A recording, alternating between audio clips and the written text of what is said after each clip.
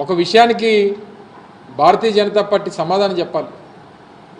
ఇదే 5 ఏళ్ల క్రితం అప్పుడు ఉన్నటువంటి తెలుగుదేశం పార్టీ ప్రభుత్వం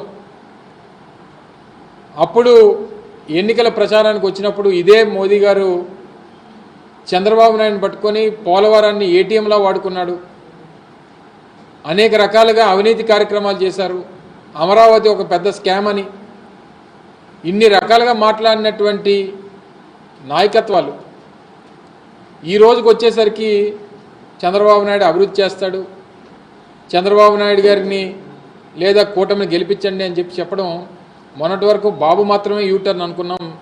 ఈరోజు మోదీ గారు కూడా యూటర్న్ తీసుకోవడం అనేటువంటిది చాలా విచిత్రంగా ఉంది. యూటర్న్ బాబు పక్కన యూటర్న్ మోదీ గారు ఈరోజు చంద్రబాబు నాయుడు గారి విషయంలో కానీ వారి కూటమి విషయంలో కానీ కేవలం ఎన్నికల అవసరాల కోసం, రాజకీయ అవసరాల కోసం, కేవలం అధికారం కోసం ఈ రకంగా మాట్లాడడం అనేటువంటిది సమంజసం కాదు.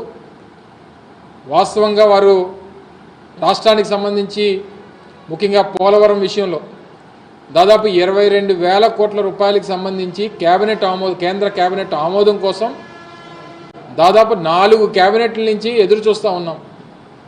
ఎందుకు కేంద్ర కేబినెట్ ఆమోదం తెలపట్లేదు? ఎందుకు దానికి క్లియరెన్స్లు ఇవ్వట్లేదు? కేవలం ఎన్నికల అవసరాల కోసం చంద్రబాబు నాయుడు గారు చెప్పారని చెప్పి ఈరోజు అనేక సందర్భాల్లో జగన్మోహన్ రెడ్డి గారితో ఏదో చీకటి ఒప్పందం భారతీయ జనతా పార్టీకి ఉందని చెప్పి విమర్శలు చేసినటువంటి నాయకులు ఇప్పుడు చీకటి ఒప్పందాలు ఎవరితో ఉన్నాయో అనేటువంటిది బహిర్గతమైంది. కేవలం పొత్తులు, రాజకీయ అవసరాలు, ఎన్నికల్లో విజయం సాధించాలి, రాజకీయంగా రేపు లబ్ధి పొందాలి, రేపు అధికారంలోకి రావాలి అనేటువంటి దానికోసం ఈ రకమైనటువంటి విమర్శలు సమంజసం కాదనేటువంటి విషయాన్ని కూడా ఈ సందర్భంగా తెలియజేస్తా ఉన్నా. ప్రధానంగా నేను నిన్న కాక మొన్న మాట్లాడినప్పుడు కూడా వైఎస్ఆర్ కాంగ్రెస్ పార్టీ తరఫున ఉమ్మడి విశాఖపట్నం జిల్లాలో జరుగుతున్నటువంటి సభ ఈ ప్రాంత ప్రజల తాలూకా సెంటిమెంటు, రాష్ట్ర ప్రజల తాలూకా సెంటిమెంటు, విశాఖ ఉక్కు ఆంధ్రుల హక్కు అనేటువంటి నినాదంతో సాధించుకున్నటువంటి విశాఖపట్నం స్టీల్ ప్లాంట్ ప్రైవేటీకరణకి వ్యతిరేకంగా జరుగుతున్నటువంటి పోరాటం 1180 రోజులుగా జరుగుతున్నటువంటి పోరాటానికి కనీస గౌరవం ఇస్తారు. ఇప్పటికన్నా ఇక్కడ ఉన్నటువంటి ప్రజల తాలూకా సెంటిమెంట్ తెలుసుకొని తీసుకున్నటువంటి నిర్ణయాన్ని వెనక్కి తీసుకుంటాం, ప్రైవేటీకరణ చెయ్యం, ప్రైవేటైజేషన్ ఆలోచన మానుకుంటాం అనేటువంటి మాట చెప్తారని చెప్పి ఆశించాం. అవసరమైతే ఆ నిర్ణయం తీసుకుంటే అవసరమైతే గాజువాక సీటును కూడా వారికి త్యాగం చేద్దాం, వారికి ఇచ్చేద్దాం, వారి కూటమికి వదిలేద్దామని చెప్పి అవసరమైతే పోటీ నుంచి తప్పుకుందామని చెప్పి కూడా నేను ప్రకటన చేశాను. దాదాపు 72 గంటల సమయం ఇచ్చాం. వారు వచ్చి కనీసం స్టీల్ ప్లాంట్ పేరు కూడా ఎత్తల. పక్కన ఉన్నటువంటి చంద్రబాబు నాయుడు ఇప్పటికీ నేను పోరాటం చేస్తాను అని చెప్తున్నటువంటి ఈ తెలుగుదేశం పార్టీ నాయకులు ఇప్పటికీ కూడా కనీసం స్టేజ్ మీద ప్రధానమంత్రి గారిని ఈ నిర్ణయాన్ని వెనక్కి తీసుకోండి అని చెప్పి అడిగేటువంటి మాట కూడా మాట్లాడకపోవడం అనేటువంటిది చాలా శోచనీయం.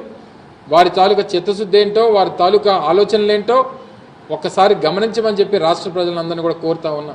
ఇక రైల్వే జోన్ విషయంలో కానీ, రాష్ట్రానికి సంబంధించినటువంటి నిధుల విషయంలో కానీ, అనేక ప్రాజెక్టుల విషయంలో కానీ ఏ విషయంలో కూడా సరైనటువంటి క్లారిటీ ఇవ్వకుండా కేవలం ఏదైతే విభజన హామీల్లో భాగంగా వచ్చినటువంటి కొన్ని 4-5 సంస్థల గురించి చెప్పేసి ఇవన్నీ మేము చేశామని చెప్పి చెప్పుకునేటువంటి పరిస్థితుల్లో వారు ఉన్నారు.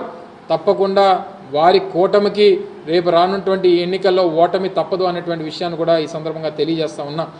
ఇప్పటికన్నా ప్రజల్ని, ముఖ్యంగా ఈ రాష్ట్రంలో ఉన్నటువంటి ప్రజలు ఏదైతే ఈ అబద్ధపు హామీలు చంద్రబాబు నాయుడు చెప్తున్నటువంటి ఈ సూపర్ 6 లేదా ఈ అబద్ధపు హామీలు, ఈ ఎన్నికల మోసాలని నమ్మొద్దు అనేటువంటి విషయాన్ని కూడా ఈ సందర్భంగా తెలియజేస్తా ఉన్నా. ఎక్కడ వారు ఇచ్చినటువంటి ఎన్నికల హామీ గురించి వారు మాట్లాడరు, వాళ్ళు ఇచ్చినటువంటి ఎన్నికల హామీల గురించి వీరు మాట్లాడరు. ఎవరికి కేవలం ఎన్నికలు, ఓట్లు, సీట్లు, అధికారం ఇవే ప్రధానమైనటువంటి అంశాలుగా వారు ముందుకెళ్తా ఉన్నారు.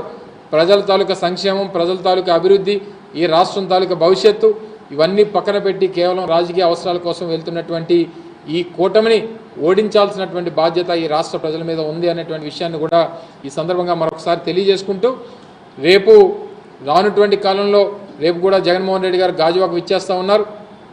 గాజువాక ప్రాంతంలో బహిరంగ సభలో వారు ప్రసంగిస్తారు. దాంట్లో అనేక అంశాలు ఈ ప్రజలను ఉద్దేశించి మాట్లాడతారు. ఆ కార్యక్రమాన్ని కూడా విజయవంతం చేయమని చెప్పి మిమ్మల్ని మీ ద్వారా ఈ ప్రాంత ప్రజానికాన్ని అందరినీ కూడా హృదయపూర్వకంగా మరొకసారి కోరుకుంటూ, మరి ఈ జరిగినటువంటి ఈరోజు సభల్లో జరిగినటువంటి అనేక అంశాలు వారు చెప్పినటువంటి మాటల్ని వైఎస్ఆర్ కాంగ్రెస్ పార్టీ తీవ్రంగా ఖండిస్తూ ఇప్పటికన్నా రాజకీయ అవసరాల కోసం విమర్శల్ని మానుకోమని చెప్పి ఈ కూటమిలో వచ్చినటువంటి నాయకులందరికీ కూడా ఈ సందర్భంగా తెలియజేసుకుంటూ సెలవు తీసుకుంటా ఉన్నాం.